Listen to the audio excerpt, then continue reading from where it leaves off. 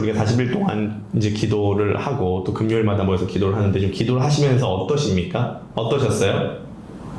사실은 이제 저는 이제 교회 이 공간을 우리가 함께 마련을 할 때 금요 예배도 사실은 매주마다 모이는 건 좀 무리가 있다. 한 달에 한 번씩 모이면 좋겠다. 이런 마음이 있어서 말씀을 드리니까 무슨 소리예요? 금요 예배 모여야죠. 이렇게 해서 매주마다 모였는데 요번에 그 40일 기도회를 제가 매일마다 하면서 느끼게 된 게 인간이 못할 일이 없구나. 그런 생각이 들었습니다. 어떤 분은 코끼리 몰고 알프스 산맥도 넘었다고 하는데 참 인간이 못할 일이 없다. 이런 생각을 하게 되면서 아무튼 우리가 함께 모여서 이제 기도를 하고 또 은혜를 나누는 그런 시간들을 가졌는데 사실은 이제 이렇습니다. 우리가 뭐 40일 기도회가 딱 끝난다고 해서 기도가 끝나는 것이 아니라 사실 이 40일 기도회는 기도의 습관을 만드는 시간이었다. 라고 우리가 볼 수 있을 것 같아요. 여기서 우리가 이제 마음을 탁 놔버리면은 뭐 그러면은 또 은혜 다 날아가잖아요. 저 같은 경우에도 이제 개인적으로 40일 기도회가 끝났는데 이제 항상 혼자서 저녁에 기도를 하고 이제 퇴근을 하려고 생각을 하고 있습니다. 함께 우리가 기도하는 게 너무 중요하고요. 기도를 통해서 또 주님을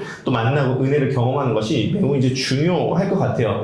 중요한 건 뭐냐면 기도를 하다가 보면은요. 어떤 날은 기도가 되게 잘 되는 날이 있습니다.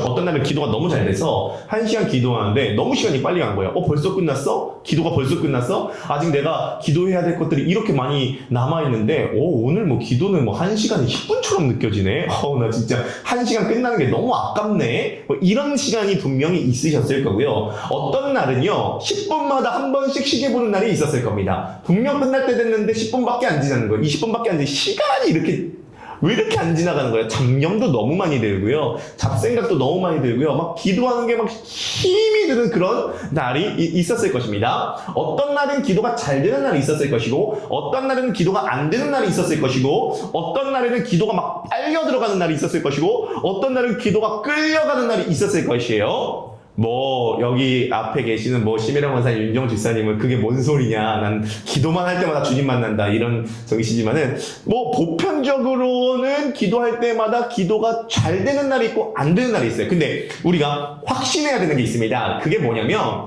우리가 기도가 잘 된 날이나 안 된 날이나 똑같이 주님은 우리들의 기도를 듣고 계셨고 똑같이 주님께서 우리들에게 역사하고 계셨다는 것을 믿어야 합니다. 가장 큰 은혜는 뭐냐면 사실은 기도가 잘 된, 저도 기도가 잘 된 날은요 막 집에 가가지고요 막 엄청 막 의욕이 있는데 뭐 그렇습니다. 아무튼 은혜가 뭐냐면요 아무튼 기도의 자리로 나와서 기도했다는 겁니다.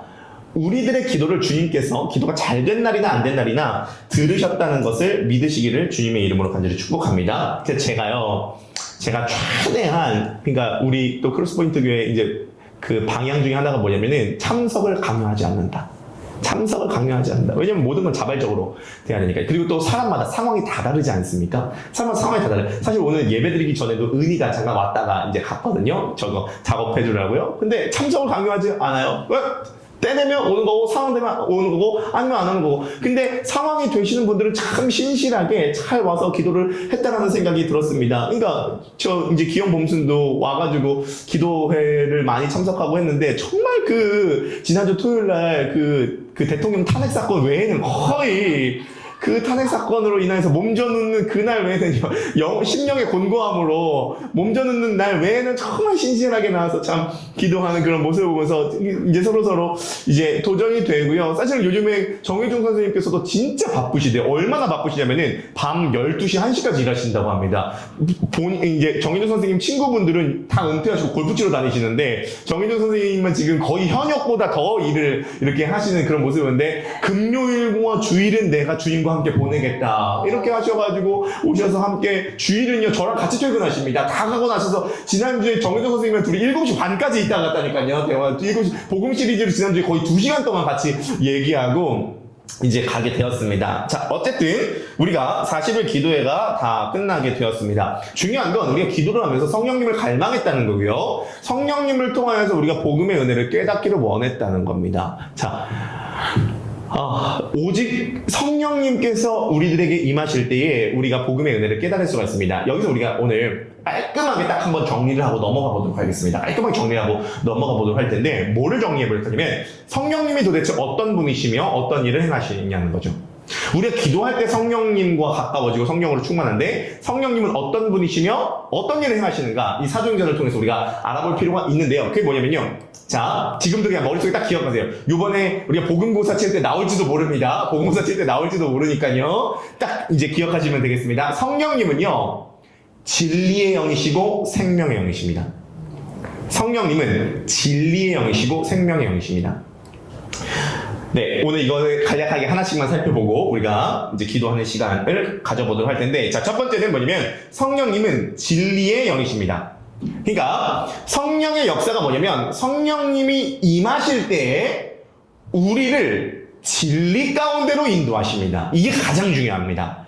그 진리는 부처님이 깨달은 진리가 아니라 예수 그리스도에 관한 진리, 즉 복음입니다. 그래서 성령님이 우리들에게 임하실 때 우리들을 어디로 이끄시냐면 진리로 이끄십니다. 그래서 우리가 2025년도 1월부터 복음 시리즈를 새롭게 시작을 할 건데, 우리가 복음을 듣고 깨닫는 그 모든 건 반드시 성령의 역사입니다. 복음을 듣고 깨닫는 건 반드시 성령의 역사인데, 제가 어떤 생각을 했냐면, 이제 복음 시리즈를 요즘 준비 다시 하는데 이게 참 신기한 게 있습니다. 그게 뭐냐면 복음을 우리가 많이 들었죠?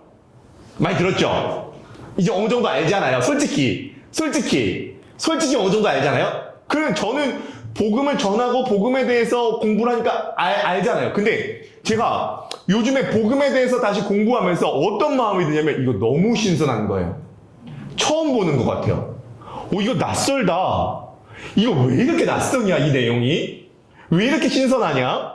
그래서 어저께 침대에서 그 복음에 관련된 책을 보다가 이거 너무 신선해서 옆에 연희사모가 있었습니다. 연희사모는 요즘 눈에 다래끼가 나가지고 보통 안대를 끼고 있습니다. 그래서 안대를 끼고 있으니까 옆에서 귓구멍은 더 많이 열려 있을 거 아니에요. 옆에서 이 복음에 대한 내용을 막 얘기를 제가 했습니다. 안대를 끼고 보니까. 그 안대를 끼다가 그 내용을 제가 막 얘기를 하니까 갑자기 안대를 벗습니다. 그 다음에 저를 보더니 뭐라냐면 너무 신선한데? 이 내용 너무 신선한데? 너무 신선한데? 이런 겁니다. 그러니까 이야, 복음에 매우 희한한 특징이 있는데, 그게 뭐냐면 알아갈수록 신선해집니다. 2025년도에는 더 우리가 알아가야 될 복음의 가치들이, 제가 이번에 40일 기도회를 하면서 제가 확실하게 느끼고 깨닫게 된 게 있습니다. 그게 뭐냐면 잠들어 있는 복음의 가치가 지금 되게 많습니다. 우리를 기다리고 있는 복음의 가치가 굉장히 많습니다. 그래서 그것에 대해서 기대가 됩니다. 이번에 우리가 다시 한번 예수 그리스도에 관련된 복음을 들을 때 신선할 것입니다. 신선할 거예요. 이게 복음은 불신자가 신자가 됐을 때 듣는 게 아닙니다. 불신자가 신자가 될 때도 듣는 게 복음이지만 신자가 신앙 여정 전체에서 반복적으로 계속적으로 들어야 되는 게 예수 그리스도에 관한 진리 복음입니다. 자, 그런데 그 복음을 깨달을 때 인간적인 두뇌로 깨닫는 것이 아니라 반드시 진리의 영이신 성령님께서 우리들을 그 진리 가운데로 인도해 주셔야 되는 겁니다. 자, 그 증거를 말씀드리도록 하겠습니다. 여러분이 지금 여기서 함께 크로스포인트 가운데서 복음을 듣는 것 자체가 성령님께서 여러분을 인도하셨다는 증거 중에 하나일 수 있습니다. 내가 의도했든 의도하지 않았든. 또 여기서 함께 복음을 들으면서 이런 게 복음이구나 알아가면서 깨닫는 그 모든 순간 인간적인 생각인 것 같지만 아니에요. 그거는 우리들이 복음을 듣는 자리로 나오고 복음을 깨닫고 이해하고 감동하는 그 진리 가운데로 우리들이 인도하는 그 모든 여정은 반드시 성령님의 역사입니다. 그걸 우리가 인정하고 믿어야 합니다.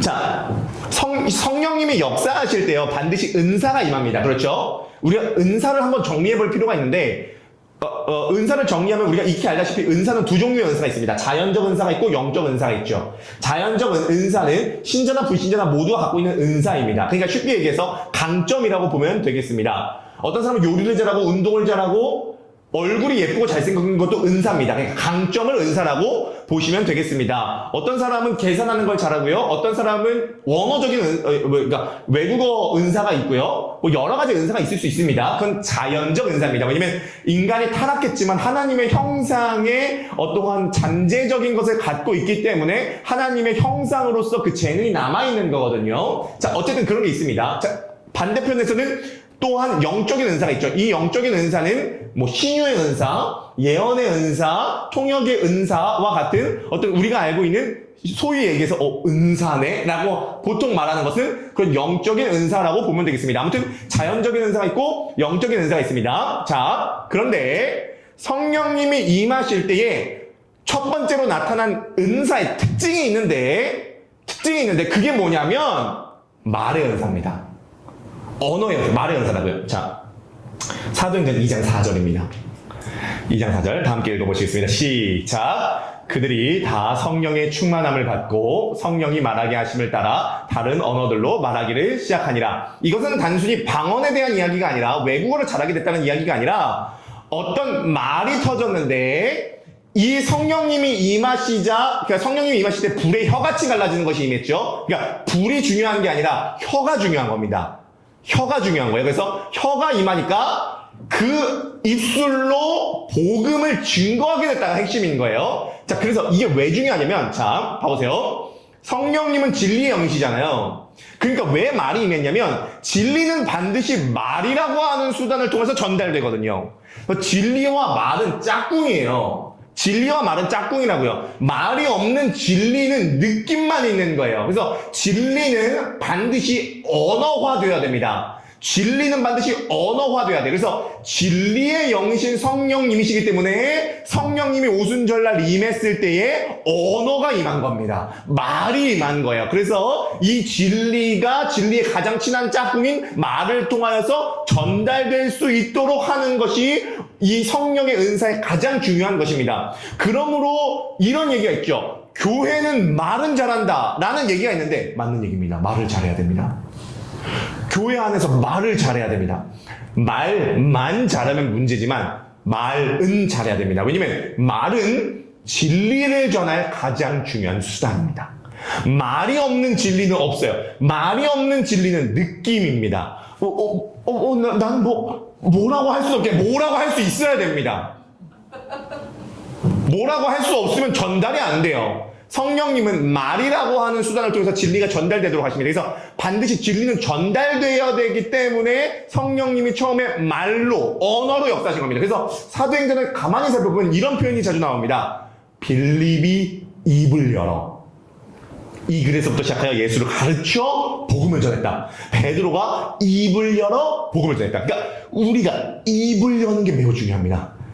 그래서 교회 안에서는 시끄러워야 됩니다. 근데 그게 남들 뒷담화 하는 걸로 시끄러운 것이 아니라 복음의 은혜를 깨닫고 이해하는 그 언어로 말을 많이 하는 건 매우 중요합니다. 매우 중요합니다. 복음을 깨닫고 복음 안에서 어떻게 적용할 것이고 어떻게 전달할 것인지에 대해서 말이 많은 건 매우 중요합니다. 자, 그래서 불신자가 봤을 때 이 오순절날에 이 언어가 임한 이 사람들을 보고 매우 시끄럽다고 생각했고 술 취한 사람이라고 생각했습니다. 그들은 그만큼 매우 이 언어가 매우 어떤 많았습니다.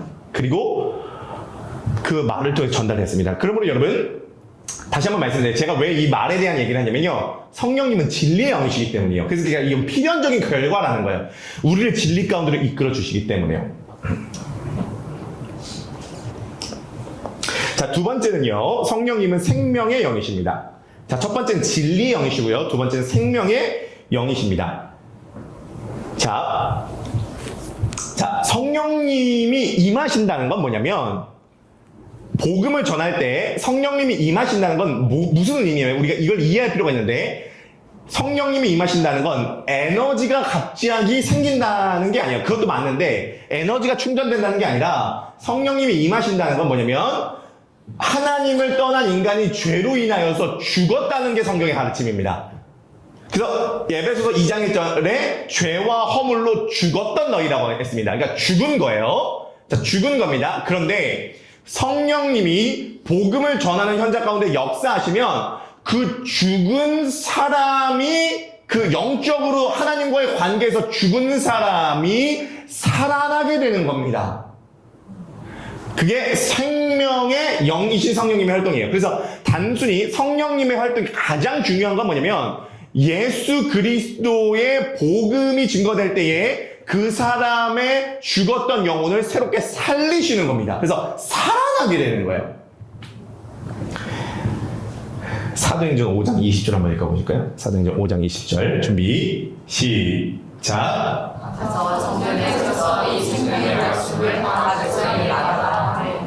네, 그렇습니다. 생명인 거예요. 저도 기도하면서 계속 제가 사모하는 건 뭐냐면 크로스포인트 교회에서 전하는 말씀이 죽은 말씀이 있고 살아있는 말씀이 있습니다. 요즘에 그 구절 많이 읽어보시는데 정말 그 구절이 특이한 구절이지 않습니까? 그게 뭐냐면 하나님의 말씀은 살아있다. 살아있는 게 뭐예요? 살아있다는 건 우리가 숨쉬고 그 다음에 땀나고 그 다음에 뭔가 생리활동이 일어나고 이게 살아있는 거잖아요. 하나님의 말씀이 살아있대요. 생명체와 같이. 말씀은 살아있다는 거예요. 그래서 계속 저를 위해서 좀 기도해 주시기 바랍니다. 여러분들을 위해서 기도해야 됩니다. 그게 뭐냐면 크로스포인트 교회에서 나누는 말씀이 죽은 말씀이 아니라 살아있는 말씀. 그래서 움직이고 운동하고 작동하는 말씀이 돼야 한다는 거예요. 자, 그러면 우리가 사도행전을 암송해봤지만 사도행전에는 회복의 역사들이 많이 일어나나요? 안 일어나나요? 많이 일어납니다. 자, 대표적으로 사도행전 5장 16절입니다. 사도행전 5장 16절 준비 시작. 예루살렘 부근에 수많은 사람들도 모여 병든 사람과 더러운 귀신에게 괴로움 받는 사람을 데리고 와서 다 나음을 얻으니라. 아멘. 자, 보세요. 사도행전에 보면은 이런 회복이 많이 일어나요. 병든 사람이 있습니다. 더러운 귀신들에게 괴롭힘을 당하는 사람이 있습니다. 이 사람들 다 데리고 와서 다 나음을 얻습니다. 자, 그러면 왜 이 사람들이 회복되죠? 그러니까 이게 이런 거예요. 봐보세요. 단순히 지금 귀신이 쫓겨나가고 병든 사람이 회복됐다가 핵심이 아니라 핵심이 뭐냐면 성령님은 생명의 영이십니다. 그래서 죽은 사람이 살아나게 되는 거예요. 그래서 죽은 사람이 살아나게 됐을 때 이 살아났다라고 하는 증거로 여러 현상들이 나타난다는 거죠.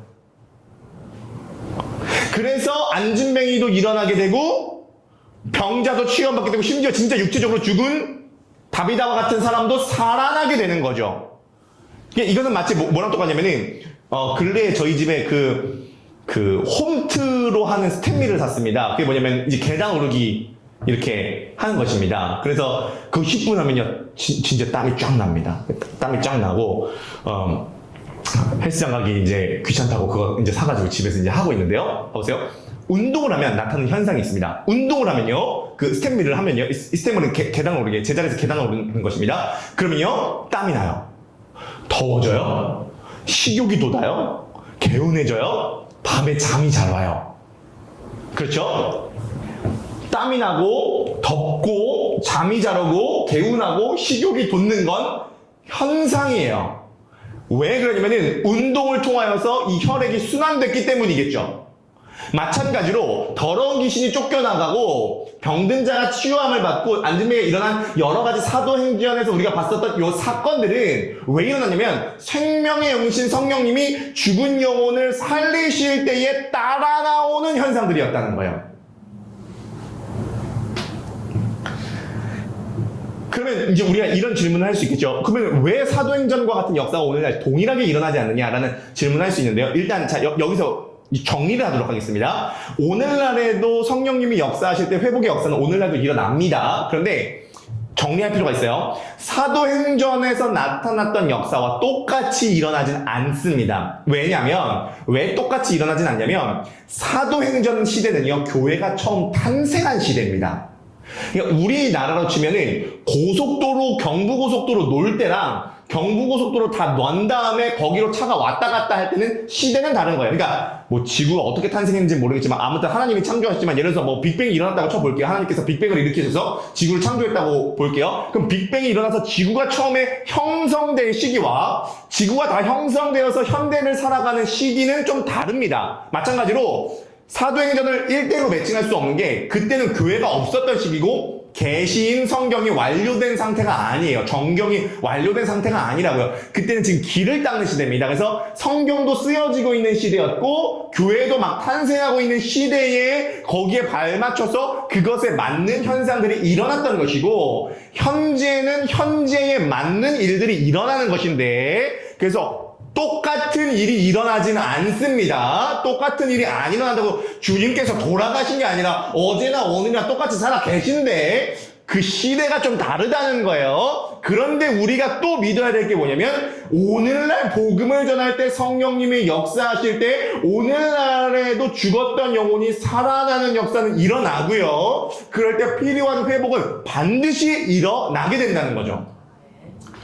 사도행전 시대에는 병원이 없었어요. 그러니까 아픈 사람이 많이 교회에서 치유받는 거죠. 지금은요 병원이 많아요. 안과, 내과, 정형외과 많습니다. 거기에 가서 진료받으면 돼요. 하나님은 일반적인 방법, 병원을 통해서도 역사하시는 분이십니다. 하지만 오늘날에 필요하다면 육신이 회복되는 일이나 오늘날에는 더 큰 문제는 정신병이죠. 앞으로 21세기 목회는 정신병과의 싸움이다라고 해도 과언이 아닙니다. 그런데 그런 정신병적인 어떤 문제나 마음의 상처나 육신적인 문제가 반드시 회복돼야 됩니다. 제가 이제 이 말씀을 왜 드리냐면 자, 이런 것입니다. 만약에 크로스포인트 교회 안에서 앞으로 회복이 일어나지 않는다. 그러면 우리는 샷다문을 닫아야 됩니다.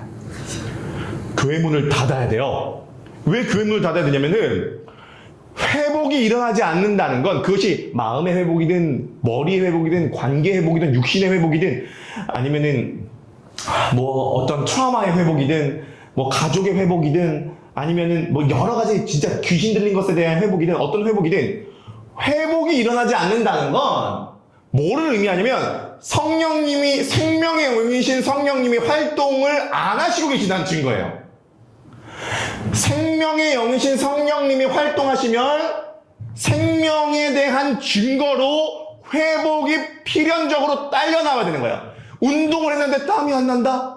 운동을 했는데 개운하지가 않다? 운동을 했는데 뭔가 따라 나오는 뭔가 없다? 그러면 지금 그 사람은 자기의 머릿속으로 운동을 했는데 누워서 유튜브로 운동한 유튜브를 그냥 보고 있는 가능성이 큰다는 거예요. 운동을 하면 반드시 운동을 한 쫓아오는 현상이 반드시 있게 됩니다.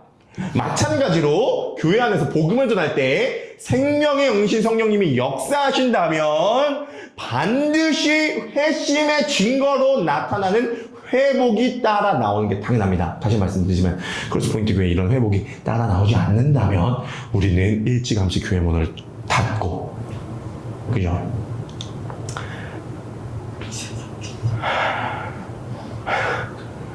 이렇게 아름답게 해놨지만 우리가 그럼 닫고 그 교회를 할 일이 없어. 이유가 그렇죠. 교회는 단순한 그런 세상 집단이 아니라 생명이 일어나는 장소가 돼야 돼요. 그래서 예배를 드릴 때도 생명의 역사가 일어나야 되고 찬양을 드릴 때도 생명의 역사가 일어나야 되고 말씀을 증거할 때도 살아있는 말씀이기 때문에 생명의 역사가 일어나야 되고 소그룹 모임할 때도 생명의 역사가 일어나야 되고 교제할 때도 생명의 역사가 일어나야 되고 아무튼 교회에서 나가서 선교를 하거나 전도를 할 때도 생명의 역사가 일어나야 되고 아무튼 어떤 방향이든 방법이든 교회 안에서는 반드시 생명의 역사가 일어나고 딸려 나오는 회복의 현상이 일어나야 됩니다. 아멘이십니까? 크로스포인트 교회에서 바라기는 이런 일들이 많이 일어나게 되기를. 아멘. 전 그게 사도행전이거든요. 그게 사도행전입니다. 다시 한 말씀드립니다. 똑같은 일로 일어나진 않습니다. 시대가 다르기 때문에. 그때 교회의 탄생 시대고 지금은 계시가 다 완료된 시대이기 때문에. 하지만 회복이 일어나야 된다는 건 맞습니다. 자, 사도행전 14장 9절 10절입니다. 우리 암송했던 말씀들인데요. 한번 읽어보시겠습니다. 다 함께 시작. 바울이 말하는 것을 듣고는 바울을 공동하여 공동받을 만한 이름이 그에게 있는 것을 보고 큰 소리로 가로되 내 발로 바로 일어서라. 그 사람이 뛰어 걷는지라. 아멘. 회복이 나왔다는 거야. 안진뱅이가 말씀을 들을 때 구원받을 만한 믿음이 딱 있는 걸 보고 바울이 큰 소리로 네 발로 바로 일어서라 하니까 현장에서 일어나서 걸었다는 겁니다. 네. 와, 육신적인 안진뱅이도 있지만 요즘에 안진뱅이 보기 힘듭니다. 하지만 영적인 안진뱅이나 마음의 안진뱅이가 분명히 있겠죠. 네, 일어나야 됩니다. 잘해서 일어나야 됩니다. 자, 그러면은 마무리를 하면서요.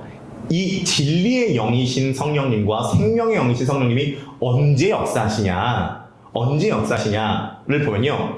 두 텀 때 역사하십니다. 사도행전을 보면요. 자, 첫 번째는 뭐냐면 이유 불문이 없습니다. 기도할 때입니다. 그러니까 복음을 듣고 그 복음 가지고 기도할 때 성령님이 강력하게 역사하시고요. 그럼 두 번째는요. 이게 조금 저도 준비하면서 이게 마음에 와닿지 않지만 성경이 말하고 있는 내용이기 때문에 어쩔 수 없이 이것을 말할 수밖에 없습니다. 언제 성령님이 역사하셨냐면 고난당했을 때입니다. 고난이 임했을 때 진리와 생명이 더 강해졌어요. 사도행전은 사실 사도행전이라고도 하지만 성령행전이라고도 하지만 가만히 살펴보면 고난행전입니다. 성령님이 언제 역사하셨죠? 스데반 선생님 죽으셨을 때 성령이 역사하셔서 복음이 퍼져갔죠. 네. 제자들이 모여서 고통받았습니다. 협박받았고요. 고난받았고요. 죽었습니다. 그래서 바울이 뭐라 그러죠? 우리가 암송했지만 내가 달려갈 길과 주 예수께 받은 사명 하나님의 은혜를 전하는 일을 마치려면 나의 생명조차 조금도 귀한 것으로 여기지 아니하노라. 아, 주님 제발 좀 편하게 이 생명과 진리가 이렇게 드러나는 일은 없을까요? 제가 이렇게 연구를 해보니까요. 종교개혁자 가장 중요한 두 명의 인물 루터와 칼빈을 꼽습니다. 루터와 칼빈을 통해서 하나님께서 복음의 물줄기를 다시 바꿔서 개신교가 탄생하게 되었는데요. 루터 자식이 먼저 죽었고요. 칼빈 아내와 자식이 먼저 죽었습니다. 가장 자기가 사랑했던 아내가 9년 만에 죽었고요. 자식도 먼저 죽었습니다. 그 루터와 칼빈을 잇는 영국의 청교도 신학자 중에 가장 탁월한 신학자가 존 오웬이라고 하는 신학자입니다. 자녀가 11명 있었습니다. 근데 왜 그런지 모르는데 자녀 11명이 다 먼저 죽었습니다. 자녀 11명이 이 존 오웬보다 다 먼저 죽었습니다. 어떤 고통인지 상상이 되지 않습니다. 하지만 하나님께서 왜 그러신지 모르겠어요. 하나님께서 본인의 사역을 폭발적으로 이루실 때 희생과 고난이 동반됩니다. 사도들에게도 그런 역사가 일어났고 종교개혁자들에게도 그런 역사가 일어났고 기독교 역사에서 보면 그런 역사들이 계속 일어나고 있습니다. 그러니까 오늘날 성령님께서 교회 안에서 충만하게 일하시지 않는 이유 중에 하나가 뭐냐면 우리가 편안해졌기 때문이라는 것. 저도 이 MZ세대 끝자락에 있는 사람으로서 91년생 저도 사실은 편안함을 매우 추구하는 그 아주 루즈한 세대에 태어난 거죠. 한국교회 초창기에는 고난이 있었잖아요. 그렇기 때문에 교회가 폭발적으로 일제시대 때 교회가 폭발적으로 그 압박받는 시대 때 교회가 폭발적으로 성장을 하게 되었죠. 그렇다고 해서 우리가 지금 뭐 자발적으로 자해를 할 수도 없습니다. 우리는 시대를 잘 만나게 된 거예요. 어떤 분이 그러더라고요. 사도 시대가 너무 부럽대요. 사도행전이 너무 부럽대요. 그렇게 다이나믹하게 성령님을 체험하다니 나도 사도 시대로 돌아가고 싶다. 그래서 사도들이 당한 고난을 쭉 얘기했습니다. 부럽지가 않대요. 지금이 좋대요.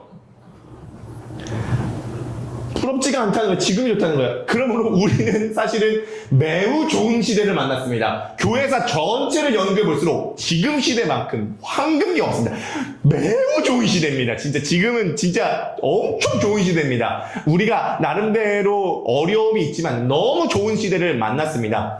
그러므로 좋은 시대 속에서 시대를 좋게 만났기 때문에 우린 더 기도해야 됩니다. 우리는 주를 위해서 희생하는 것을 두려워해서는 안 됩니다. 그리고 그걸 위해서도 놓고 기도해야 됩니다. 우리가 그러한 마음과 각오가 되었을 때 성령님께서 진리의 영으로 생명의 영으로 오늘도 우리들에게 역사하시게 될 줄 믿으시기를 주님의 이름으로 간절히 축복합니다. 예수님께서도 언제 부활하셨냐면요. 어쩔 수가 없습니다. 십자가를 지셨기 때문에 부활이 있었습니다. 그리고 예수님 분명히 말씀했어요. 아무든지 나를 따라오려거든 자기를 부인하고 자기 십자가를 지고 십자가 져야 부활이 있다는 겁니다. 그리고 사도들은 모두가 다 그 길을 따라갔습니다. 너는 그 길을 따라갈 자신이 있냐? 없습니다. 그래서 기도해야 됩니다. 그래서 기도해야 되는 거죠. 네, 정리하도록 하겠습니다. 40일 기도회를 마쳤습니다. 우리는 성령님을 통하여서 오직 그리스도를 발견할 수 있고 복음을 발견하게 될 수가 있습니다. 성령님은요, 두 가지로 우리가 볼 수 있습니다. 진리의 영과 생명의 영입니다. 성령님이 오실 때 우리를 진리 가운데로 인도하십니다. 복음은 알아가면 알아갈수록 신선합니다. 안다고 생각했지만 복음에 한 발자국 더 들여보면 새로운 세계가 또 펼쳐집니다.